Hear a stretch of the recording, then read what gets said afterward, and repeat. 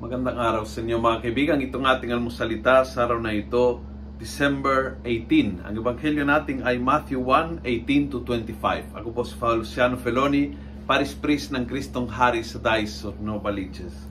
Sabi ng ebanghelyo, then Joseph, her husband, made plans to divorce her in all secrecy.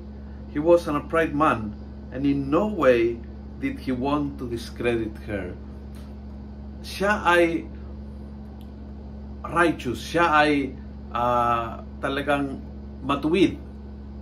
But hindi kailangan para maging matuwid siya, ipahiya si Maria. Hindi kailangan dalhin sa usapin ng lahat ng tao, dalhin sa korte, kumbaga, na that time was usapang bayan. Magtitipon ng bayan, ang bayan ang mag-uusap at i-discuss kung paano maging buntis kung hindi siya ang ama. Imagine, that would have been a disgrace for Mama Mary. Sasabihin niya na lalang ng Espiritu Santo, walang maniniwala sa kanila, pagtatawanan, sisirain ang reputasyon ni Mama Mary.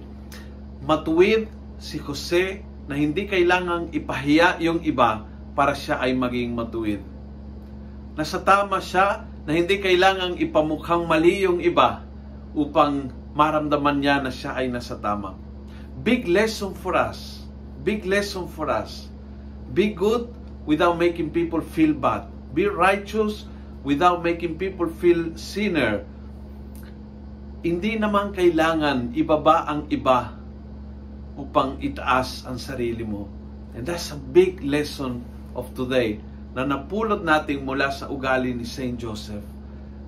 Kaya ho, ang lalaking ito, ang tawag ng Biblia is isang tunay na Israelitang matuwid. Isang lalaking matuwid, si San Jose.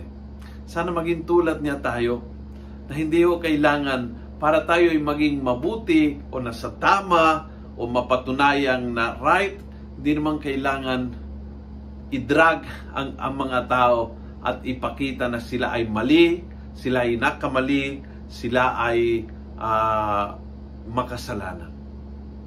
For us to be righteous, we don't need to bring anyone down. Kung nagustuhan mo ang video ito, please pass it on. Punuin natin ng good news ang social media. Gawin natin viral, araw-araw ang salita ng Diyos. God bless.